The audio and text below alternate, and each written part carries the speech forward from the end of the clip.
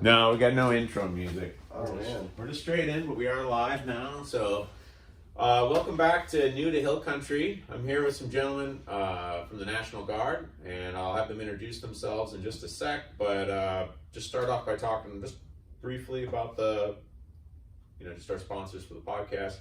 We got SPG Texas, which is where we're recording today. SPG Texas, martial arts and yoga school. Premier location for martial arts training. Come on in and just see what's different about how we train. I think a lot of places,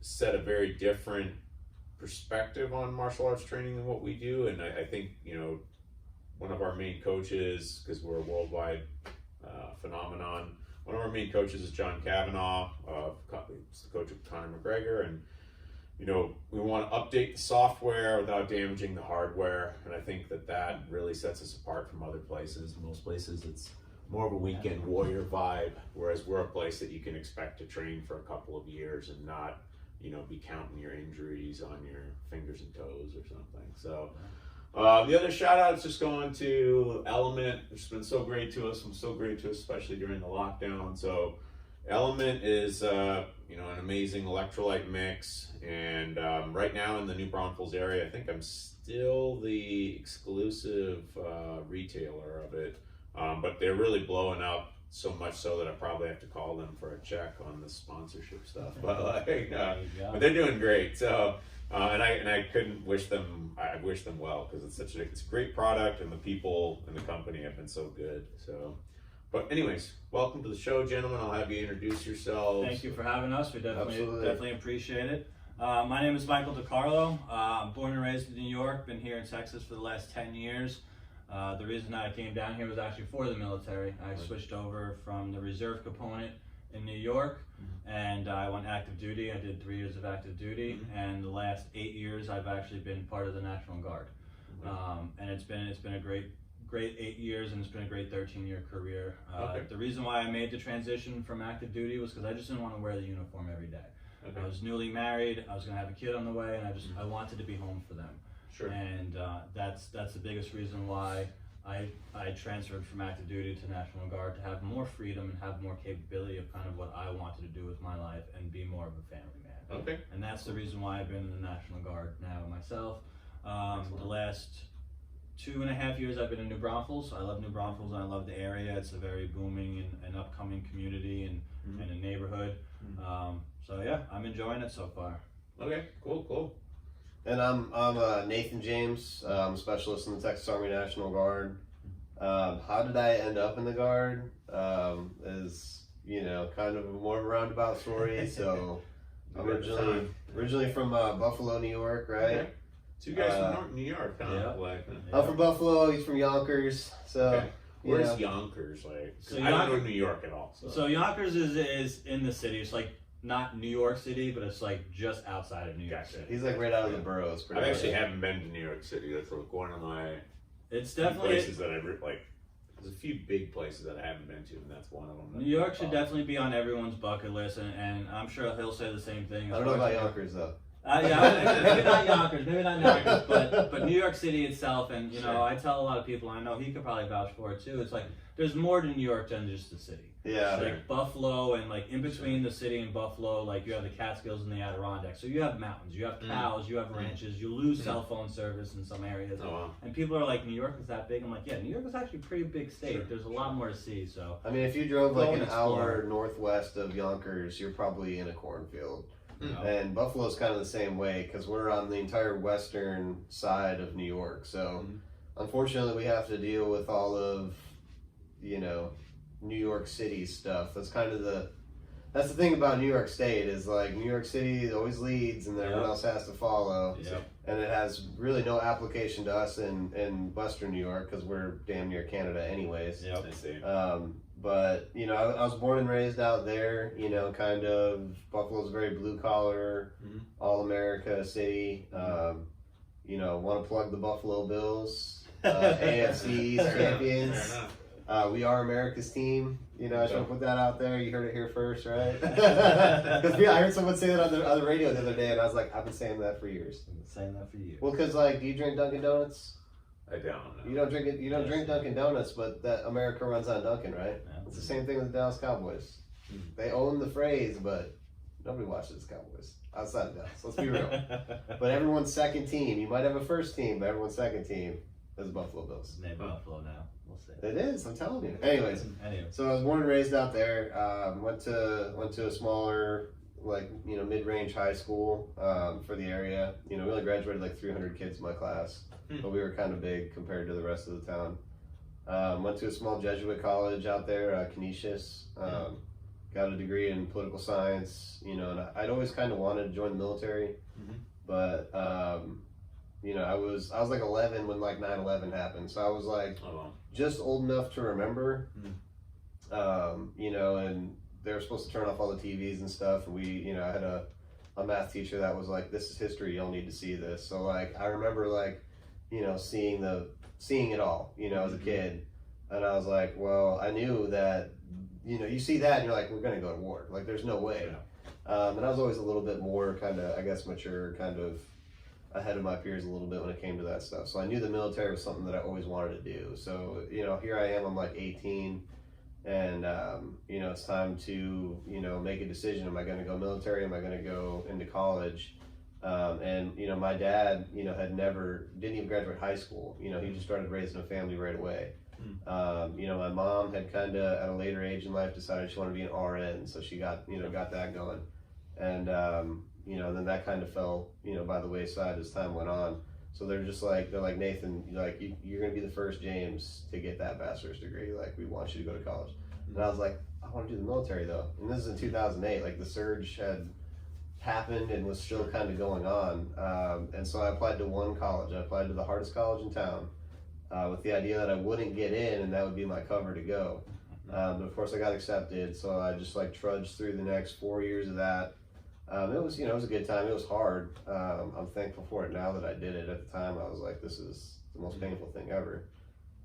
Did that, got out of that, did about a year, a little less than a year of service with AmeriCorps, which is like the domestic Peace Corps. And then I came home from that, and I was back in Buffalo, and I was like, you know what? Like, I'm just going to sell all my stuff and move to Colorado. So I moved to Colorado. But why? Why Colorado?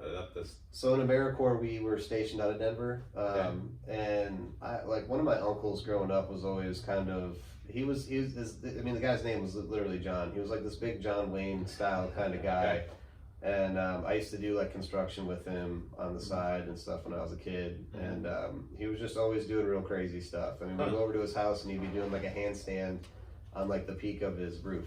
You know, he was like a gymnast in high school, but the guy was like 6'4", and he's like 40 years old and can still do a handstand. You know what I mean? So, you know, he was always, he had lived in Colorado at one point and had like loved it and stuff like that. So like at a young age, I was like, Colorado's kind of the place, you know? And I like to snowboard and all that. So I was like, I'm gonna go out there and hit the mountains and hike and all that kind of stuff. And so I got there with AmeriCorps, and we did, our whole mission was to like assist national parks or parks that needed extra help, you know, because they can only have so many rangers. Everyone's got a tight budget. So we were like the volunteer force to kind of back that up. So I got like wildland firefighter certified out there, and got to shovel snow off of Buffalo Bill's grave. You know, literally work with bison. Like, I'm from Buffalo. Like, this is just like, And so I went back home and I was like, man, you know, I'm like not shitting on my friends, but everyone was just kind of doing the same thing, and I had kind of gone a different way. So I was just like, you know, I'm just gonna send it, you know, and move out there. And so I lived on a cot in the living room for a while, and we eventually reassembled a twin bed that had been destroyed, and I got a job, and I met a girl, and we moved in together. You know, she's my wife now. We had our daughter out there. And so things were going good, but, you know, then marijuana struck, right? So we got there and like, I was there from like most of 13 into 14. 14 when it went legal. And there were so many people moving there in 2014 that there was always furniture on the highway. Huh. Like you couldn't drive down. It's what is it? 35 here. Well, it's 25 out there is the major route.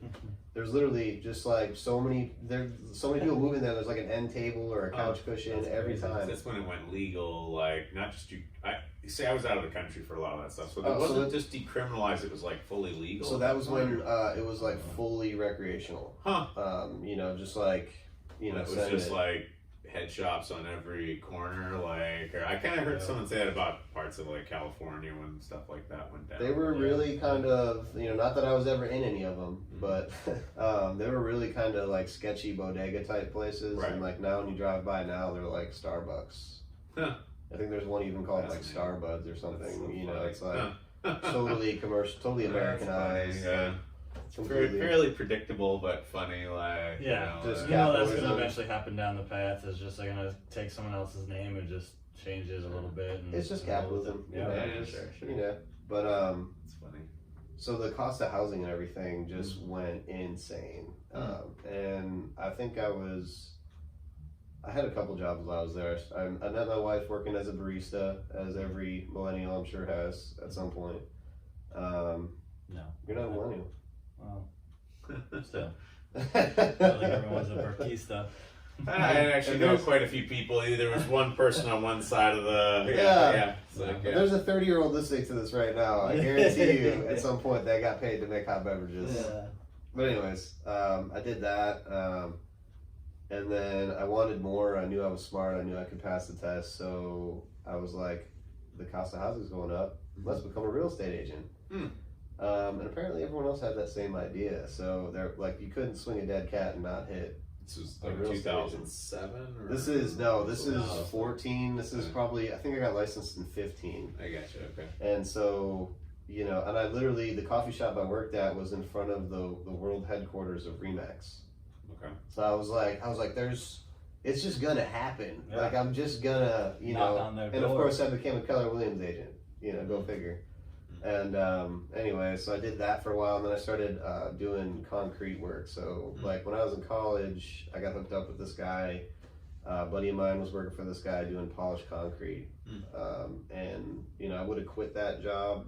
The first outing with them, I would have quit, but we were in Massachusetts, so I couldn't quit. You know, and in retrospect, it was kind of good that way because it just, you know, it was probably the hardest job I've ever done. It was definitely harder than the military. But anyways, that's a different story. So I started doing that stuff in Colorado because I knew, you know, I could make decent money at it and all that kind of stuff. And real estate wasn't really working out because like the real estate game's kind of weird, right? Like people come to your studio because you're good at what you do. You know what I mean? They come out here, they try, you know, they see how it is, they see your expertise, they're, you know, whatever, they like your personality, things like that. I think real estate, especially at that time, was just straight up like who you knew, just the luck of the draw. Because it was so saturated with real estate agents. It was just, and I was working like 2 other jobs trying to do real estate. Like I would go to the coffee shop for like in the morning, and then I would go to the office, and then I would go. Actually, that's another job I did. I was cleaning cars at the Denver airport for Labor Ready. It was like a temporary hire place. Wow, you were really hustling. Hands on, yeah. Yep. Hustling. And Sheila was pregnant. We found out Sheila was pregnant, which we had planned, but not like, you know how some people are like, on this date, we're, you know, our kid's gonna be this old and we're gonna have this set aside. Like we were like, we're like, hey, we've been living together for a year. Like let's kind of take this thing to the next level. Like I like you, you like me. You know, let's have a kid. And then your first one, it's like, I'm sure you have kids. You're like, you're never ready for the first one. No one is. Yeah. No, ready for any kids. I got 3 myself, and they're a nightmare. So I'm thinking like, sweet, I'll get this real estate license. All I gotta do is sell like 3 houses this year. That's like whatever. It's like what's 3% of 300,000, right? That's like 10 grand or something. So then I sold 1 house. I did 1 deal. But I was like, you spend so much money as a real estate agent. Like you're always paying the MLS fees, all this kind of stuff. So I was just like, the money I was making was just going out the door. So I had to find a way to make money like today, and that's how I started doing. I gotta take this. Okay. Boss man calling. This is the boss man. Boss man calling. Yeah, just careful with the tripod when you go by. You can step in that box. I feel like that'll probably be better.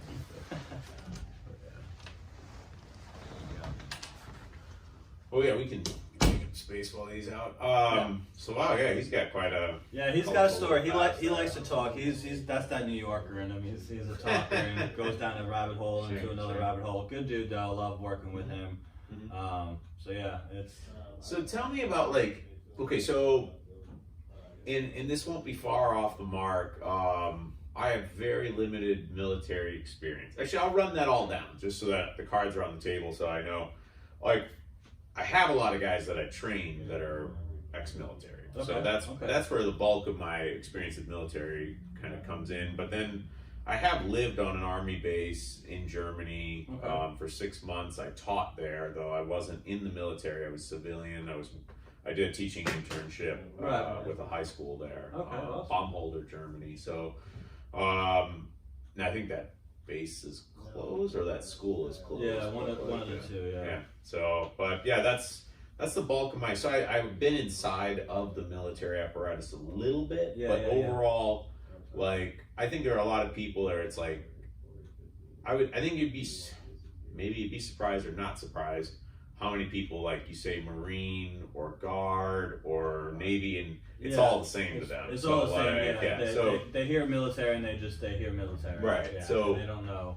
If you could just like talk a little bit about the Guard, and then we'll get James back on here in a second. But like, you know, what distinguishes it from the other branches, and what maybe why this and not the others, or something like that, and it's okay if like they get upset or whatever. Yeah, like, absolutely. I got Marines in here. I got Navy guys. I got a lot of anything. I've got it. Like, and you've got it, and that, you know, we're all gonna, you know, badmouth each other or this, that, and the other thing. And really, at the end of the day, you know, I have respect for anyone that wants to join the military at all. You know, whether it be Air Force, Navy, Marines, Army. Obviously, him and I are National Guard recruiters, so obviously we want everyone to come to us. But at the end of the day, you know, I honestly, personally think after you graduate high school, you should be doing 2 years of military. I think that's something, especially with this generation coming up and the ones to follow. It's not like when him and I grew up and when you grew up. It's a different era. And honestly, I think everyone should be required to do at least 2 years in the military. That's my belief on that. Kind of give them direction, because at 18, no one knows what they want to do. I mean, I didn't join until I was 24. He was 22, 23, same thing. I was 27 when I was. There you go, 27. So I mean, you know, at least if you're out the gate at 18, you're doing it for 2 years, 20. You might have some better direction. So. Like he was saying, military, everyone knows military, but they don't know the different branches. So with us, with the National Guard, we fit into your life. It's nice because it's just 1 week in a month and 2 weeks over the summertime. I mean, you can Google that and it'll tell you pretty much the answer. But where we're different is we're about the community. We're about, here in Texas, we're here about taking care of Texans, and we find a way to kind of work around your life and what you want to do with your life. So whether that be go to school, be a full-time teacher, instructor like yourself, firefighter, law enforcement, cops, anything like that, we fit around you. You come to us and we help each other out. We better your life, and you come to us to better our forces. And that's why it's the best of both worlds, because you have that freedom to do what you want to do those 27 days of the month. Because we're not taking too much of your time. We pretty much just fit into your schedule and help you out succeed, and you help us make our numbers and our forces better and stronger. Okay. And that's really what it comes down to, and it's nice because you're not wearing this uniform every day. You know, you have the respect, you have the appreciation, and that's the longevity of it, is whether you do 6 years or 20 years. I'm at 13, you're what, 7, 8 years in, right? Sure. So, no, you're not. You're only like at 3 or 4. I'm working on 4 right now. Yeah. So 4 years, 13 years. You know, I'm up and over the hurdle. So I'm looking at this long term. You know, I'm not going to school. I'm not using my education benefits, but I got my kids going to school for free now. Oh, cool. And it's not just that. It's the respect. It's someone knows that you're in the military. It's that appreciation. Thank you for your service. The camaraderie, the friendships that you build. I mean, he's probably got friends. I know I got friends that I went to basic training with, and you meet people along the way. I mean, the military is huge, but at the same time, it's very small. Mm-hmm. And I know I can call this dude at 11 o'clock at night, and be like, hey, I'm moving, can you help me move? And I know he'll do that. You might not have those friends on the civilian side. You might not have that brotherhood or sisterhood if you're, if you're a female. And that's what it's really all about, is building that camaraderie, building that friendship, building that longevity of being able to know that you can call on someone at any time at the end of the day. And that's what the military is really about. And it's about just coming together, and I mean, you're not alone. Him and I are wearing the same uniform. I've been a little bit longer, I have a little more experience, but I know I can rely on him, and vice versa. And that's what, we're all about. Oh, that's awesome. Yeah. Absolutely. Yeah. Well, and the favorite phrase in the military, right? Just to piggyback off of what he said. Yeah. The National Guard can really fit just about anybody, depending on where they're at. For like, I guess the most bang for your, let's back up. The reason I did it, right? So my long-winded, ridiculous story that I was telling. Yeah, I was going to come back to it. We were trying to come back to that. Here's the point of it all, right? I know you said long format. I could tell that story. That story could be like 4 hours long. But, I find myself in Colorado working these jobs that are just going to be dead-end jobs. Unfortunately kind of loving it, because let's face it, I'm a little rough around the edges. Got the degree, did all that kind of stuff, but I did the real estate thing, but I was always kind of not quite a perfect fit with it, right? And so, I was like, what am I gonna do? We're in Colorado. I have, a 6-month-old. It's me and my wife. We're in a 1-bedroom apartment. We got in early, so we were paying like $800 a month, which is like crazy now. Yep. And by the time, at this point in time, it was probably like 1,100. I think they were working on making it like 12. And the apartment complex was awesome. The ladies that ran that place loved us. But to get a 2-bedroom was going to be like at least like $2,000, $2,500. And I'm like, well, I'm making decent money with what I'm doing now. I'm able to like put $100 on the nightstand each night and kind of build up some sort of savings, because we didn't have anything, totally paycheck to paycheck. And so we're like, well, what do? We got to move in with family, right? We didn't have any family out there. We were both from different places, so it was like, do we go to Buffalo or do we go to Texas? And Texas kind of won out.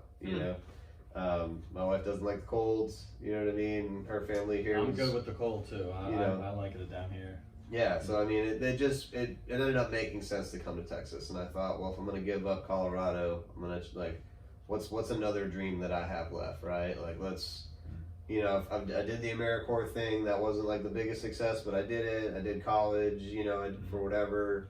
Moved to Colorado, and now I got to give this up. So I was like, well, I've always wanted, the military thing had always been in my mind. You know what I mean? And to anybody out there that's ever kind of like heard the call or whatever, like, they'll probably never go away. Like, you got to find something, whether it's being a first responder, doing martial arts. Like, you got to kind of, feed that dragon every now and again. And so I was like, well, we're going to move to Texas. I'm going to join the National Guard. And I kind of said it to my wife at the time, like, almost like I was waiting for her to be like, no, you're not. And she was like, do it. I was like, okay. So we moved to New Braunfels, in 2017. We got here like July 4th of 2017. Drove the they got to fly. I drove the U-Haul from Colorado by myself. And had like a nice long drive by myself, like thinking about it. We got here, I talked to a recruiter our first week, and I was enlisted the last day of July in 2017. Nice. And so I was originally going to go in as like an intel guy. I had a degree. I scored well in the ASVAB. God bless my recruiter. He's like, you're a smart guy. You got a degree. Go officer. Do all this stuff. But as the picture I've kind of painted, I've just never really kind of fit into those finer edges. So I was like, we go to the MAPS, the Military Entrance Processing Station, and I was like, I'm gonna do infantry. And my recruiter's like, what? Like, you idiot? And they're like, you want to jump out of planes? I was like, hell yeah, I want to jump out of planes. And so I ended up in an airborne infantry. It's my favorite movie or something. Yeah, I just, you know what I mean? Like, a lot of my friends back home have been Marines and stuff, and they're like, if we're going to do it, like, you got pockets, right? He's like, well, between there, you got something else, right? So reach down and grab those. You'd be good to go. And be infantry, right? You guys jumping out of planes is one of those things that's a no on my list, but yeah. So, him and I are both paratroopers. We both jump out of plane. I don't do it anymore. I've moved on to bigger and better things. He still does it. And Bigger and better things. yeah, well, I mean, I wanted to save my legs and my back for a little while longer. I can still love. But you know, we tell people we jump out of planes and they're like, "Oh, that's cool. That's got to be awesome." And in reality, it's completely different than skydiving. It's not skydiving at all. Skydiving, you're jumping at like 15,000 feet. You're jumping with one person. In the plane, you got maybe 4 people jumping. Him and I jump. We're jumping at nighttime. We're jumping at 1,000 feet. We're jumping with anywhere from 130 people to 500 people. Oh, wow. And we're jumping with probably about another 150 pounds of equipment on us. With ourselves, and it's a static line jump, so the static line is hooked up to your parachute, and you only have about 6 seconds of free fall, and then you hit the ground, and then it automatically opens. And so I mean, we're at we're at about 1,000 feet, you know, and we have, you know, at nighttime about 200 people around us, so it's not. I'd say that's way cooler than just a couple of guys jumping on Yeah, the plane. it is, but it's like, see, like, Andy Stump and I had this conversation up in Montana, and like he holds the record for like the highest and the longest wingsuit jump or whatever. Wow. Like, so he did that to raise money for the SEALs and everything. I think that's my understanding of it, and he took a little exception to my way of describing him. But I looked at it because I was like, dude, you jumped out of a plane in like a giant windbreaker. Like, to me, that's what it looks like. Yeah. He took it as like, he kind of took it like I was disrespecting him. I was more just like, I can't believe you had the courage to do that. And he's like, it's a wingsuit. It's a wingsuit. And I'm like, look, it is what it is. I'm just saying I can't do it. Like, all respect. Like, wingsuit or windbreaker. It's funny too, because he'll talk and he'll be like, no, but like if we went to a wind tunnel, I'm sure you'd love it. I'm like, I'm sure I would love it in a wind tunnel. Yeah. But you're talking about like 3,000 feet in the air, like, which I'm just not wired that. And it's weird because I do jiu-jitsu and stuff, and people like, so for a lot of people, they're like, you know, you let people choke you and you're rolling around. It's like, so people assume like because I do that I'm not very risk adverse, but actually I'm tremendously risk adverse in a lot of other things. So like no bungee jumping for me, no. Yeah, you know your boundaries, but there's nothing wrong with that. I mean, honestly, as many times, it's fun in its own way. Yeah, it probably is. As many times as I've jumped, I've never actually been skydiving. I see. It's. I don't know if it's something I would want to do. Maybe I want to experience. But and I'm like, oh, it's cool. Like, you know, but I'm just kind of like, it's not cost and risk and all this stuff, and I'm just like, it doesn't appeal to me enough to want to do it. Like, and I don't know, maybe it's the best thing in the world. And I mean, and it's just like the military. It's not for everyone. Sure. You know, really at the end of the day, and you know, we want to find those people that want to do it, want to jump out of the planes, want to join the military. Sure. You know, be rough around the edges, and you know, that's what's great about us is that we'll work with anyone, and you know, we can fit into your life how we need to fit into your life, and it's great. Well, and airborne's a great kind of example of the military, right? Because like the first time I jumped, of course you're terrified. Of course you think you're gonna die or whatever, and all the horrible ways they brief you that you can, you know, be dismembered or whatever. But then you do it and you hit the ground and you're like, oh my God, I'm okay. And you're like, okay, let's do it again. You know, like when you go to a theme park and there's like one good roller coaster, like. We didn't have the best theme parks where I'm from, so there's always like that one. You ride the Superman like 36 times and go home. And Six Flags couldn't have been too far from you. You're old. It was like 2 hours. Yeah. Not that Six Flags was bad, but like the best coaster there was the Superman. So you'd go ride the Superman at least like 5 times. And so like that's how airborne kind of felt to me. Like I hit the ground and I was like, oh my God, I'm still alive. Still alive. And the guy next to me, actually the guy behind me in the chalk. So when you exit an aircraft, right, like you want to hold you have like your reserve parachute and your main, and when you actually exit, you want to keep your elbows in tight, because if you do this number like this, you also want to protect your reserve handle, because that can come, you know, it can be really bad. Okay. So you come out of the aircraft like this. Well, if you do this number, you just spin like a propeller, and all of your static line or your risers get twisted, and then your canopy won't open, and that's how you like free fall. And so this guy behind me, you know, we found out afterwards that he was jumping like this and just doing all kinds of things you're not supposed to do. But anyways, it was like our first or second jump, and I like hit the ground, and I'm like, oh man, I made it. And I look over, and this dude's in a ball. He had twisted his chute, was falling faster than the fellow jumpers.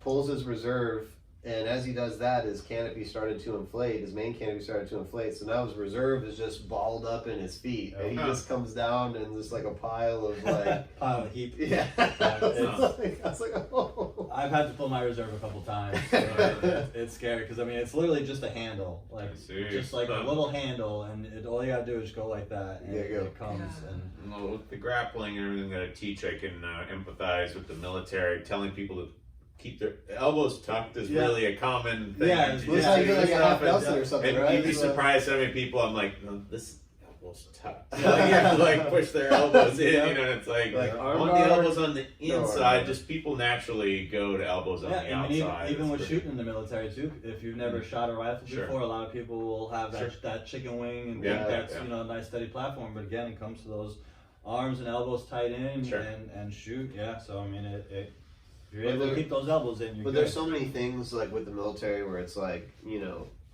I always say like when I'm sitting down with an applicant, it's like on your side of the table, dude, I sat in that same spot. And I was 27 years old and I thought I was a badass and I was scared. You know what I mean? Like there's so many things like that. But then once you get through the training and once you get through it all, you look back and you're like, it wasn't that bad. It wasn't that bad. And like, even in the moment, like, we'll be doing stuff that just sucks. And a lot of the militaries hurry up and wait. So it's just like, get all your gear together, be there super early, yada, yada, yada. And then you're just like sitting there in your gear.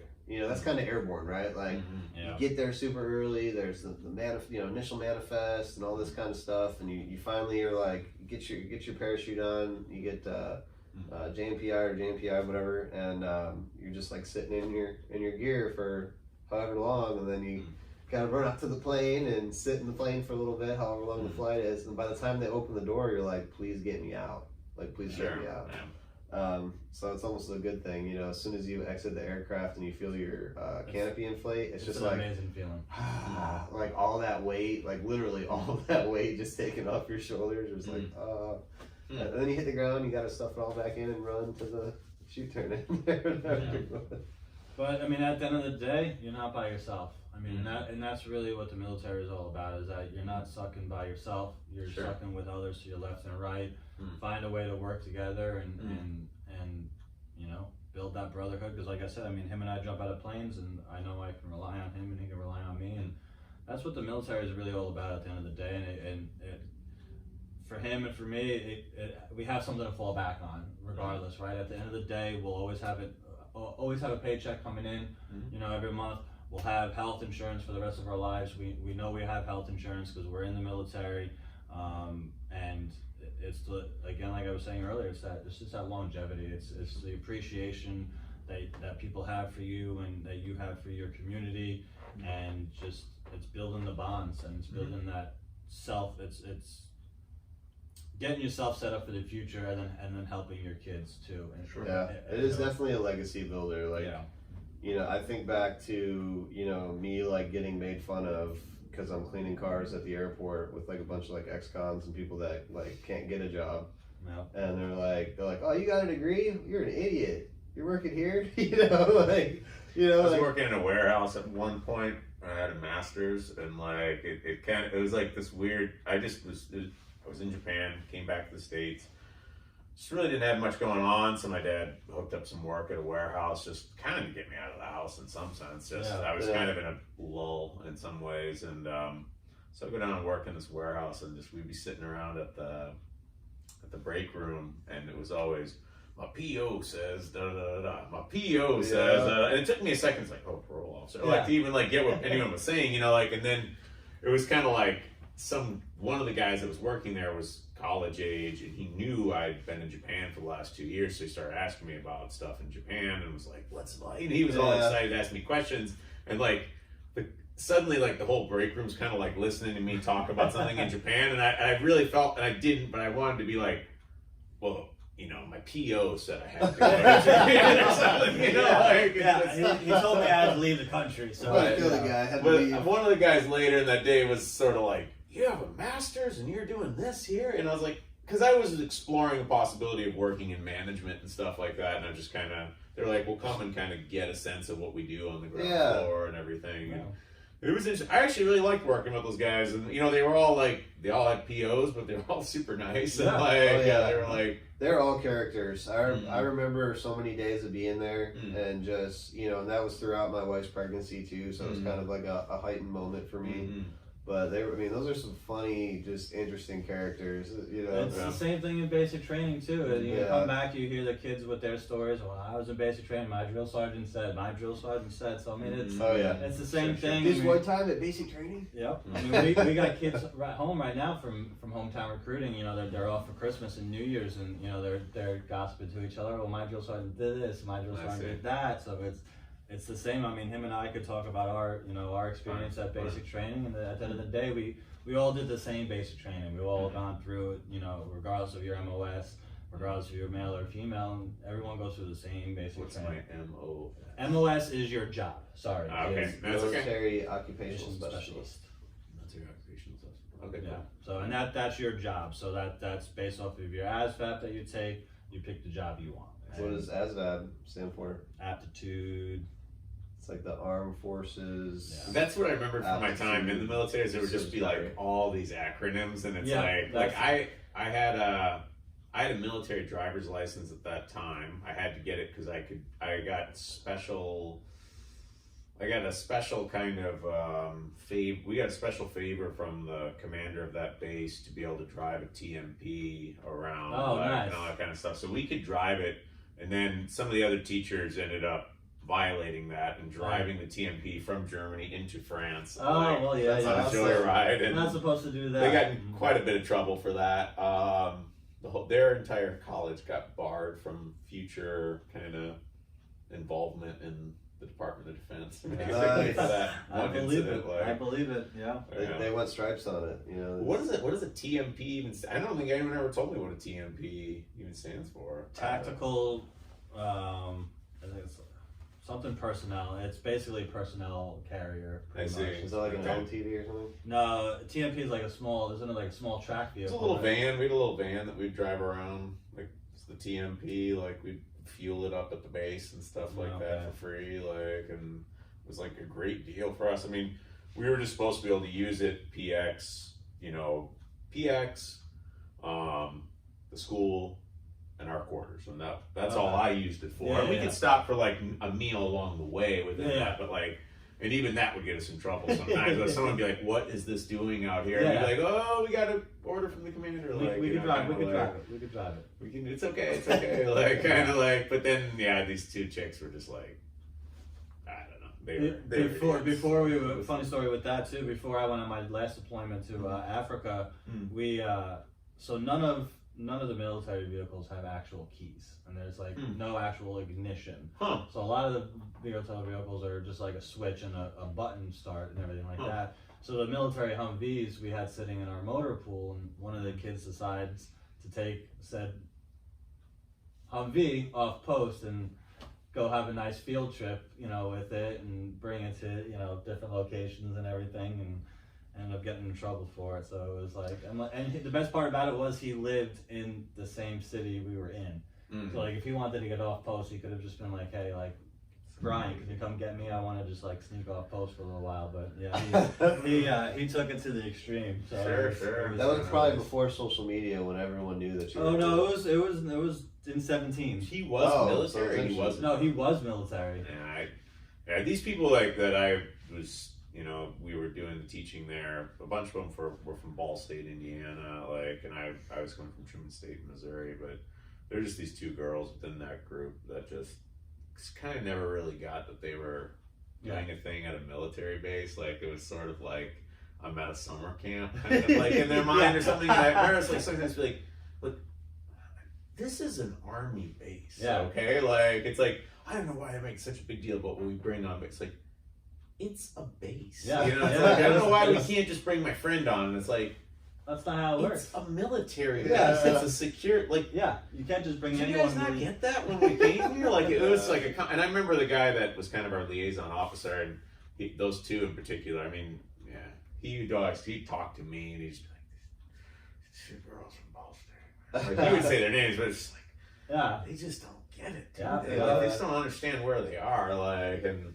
like I was always just like really appreciative. They gave us a really good deal, and it was great. I got to be in Germany, and it's like I did all my fun stuff off base, you know. But I would foot the bill for it. I wasn't trying to like, absolutely, wasn't trying to drive the TMP down to where I wanted to go or something, you know. Like, oh well, it's free gas. Like, it's not free gas. Like, that's like gas supplied by the military.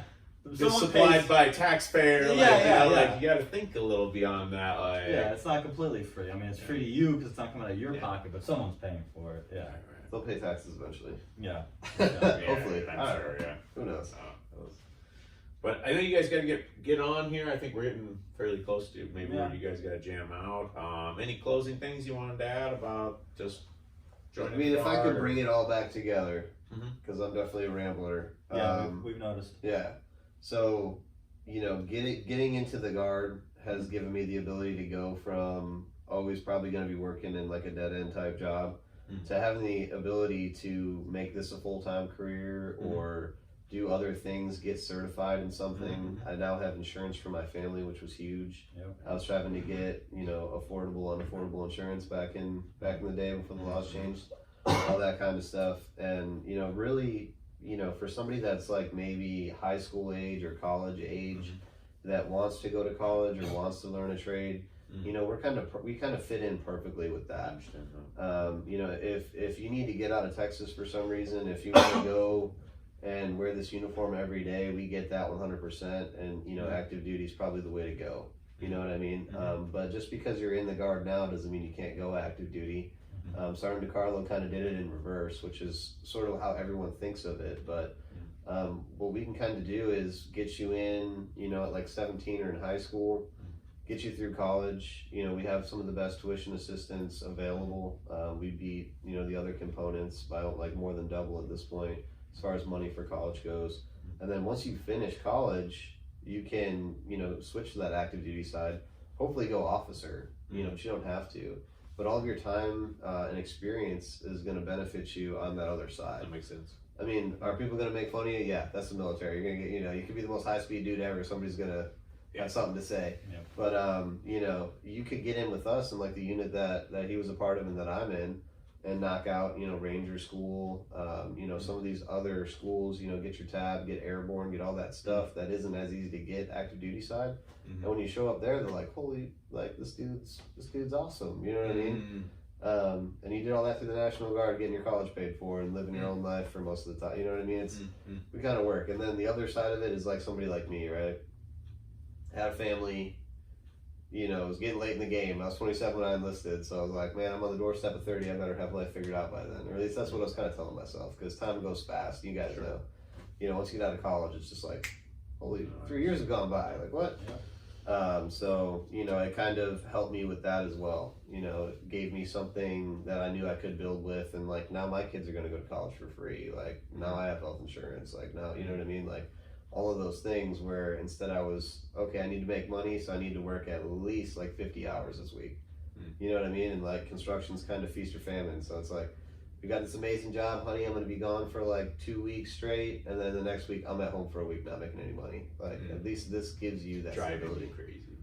Yeah, you know. That was a very long-winded roundup. That was good. That's cut me off, man. Nah, you're definitely cut off. And to round it up, sum it all up too. I mean, we fit into your life, and that's what it's about. It's Texas helping Texas. We're here for the community. I mean, just this past weekend alone, we had a toy drive with the Salvation Army. We were able to put that together kind of last minute on the whim, but we made that happen, and so now we helped out, you know, families in the community that didn't have, you know, weren't able to have Christmas before. So we were able to put that together, and that's what we're all about, and that's what this uniform and the National Guard's all about, and you know, we fit into your life how we can fit into your life and work with each other. Do you know how much we raised at that toy drive? I haven't told you the number yet. What's the number? Do we know? So we raised like just shy of $1,800 in cash. So and then they estimate like another like $2,000 in toys. There you go. That's awesome. And that's what we were able to do, and we did that within like a 2 weeks notice. Yeah, we did it 2 weeks. Right. We talked about that. Listeners won't know, but yeah, that's what we were talking about at the chamber.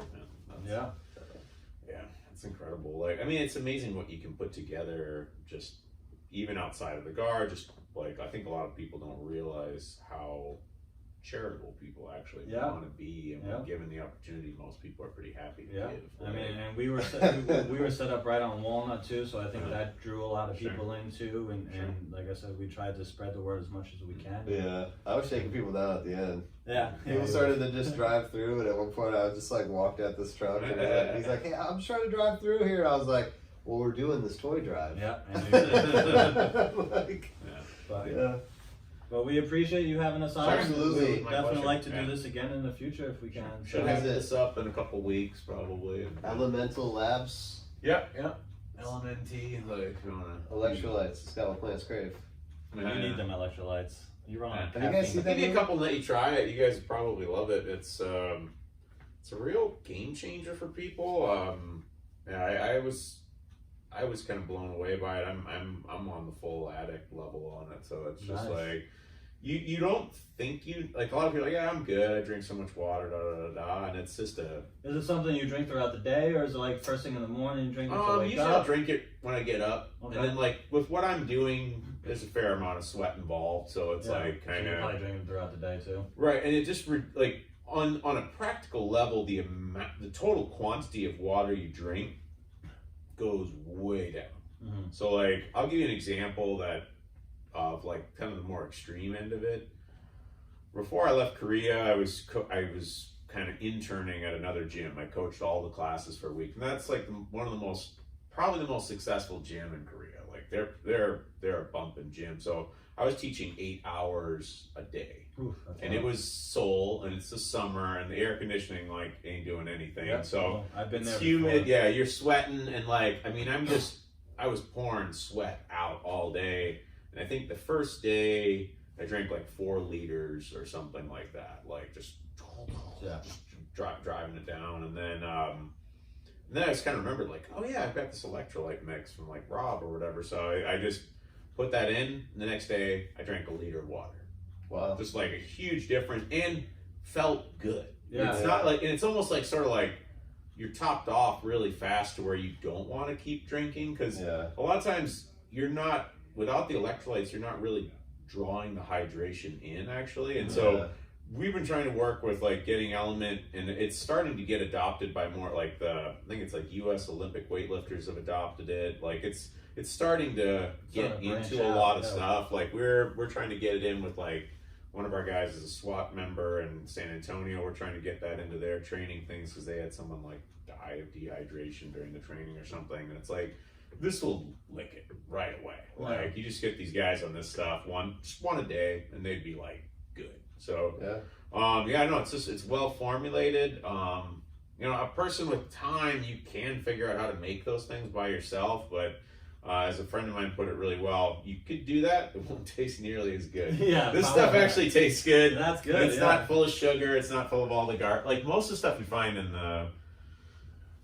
just comparing it to stuff you would find in like your gas station or supermarket, this stuff's just sugar it's down. garbage. It's just sugar, and it doesn't Gatorade's really. got like 52 grams of sugar in it, I think. It's pretty bad. They Like gave it Gatorade's- to us at training. Actually, we had like little hydration things. Salt packs, pretty much. Yeah. When you couldn't put anything in your canteen because it would mold, so you had to like shoot the shoot powder it. and then I see. Chug and the it was. water. I mean, it didn't taste bad, you know.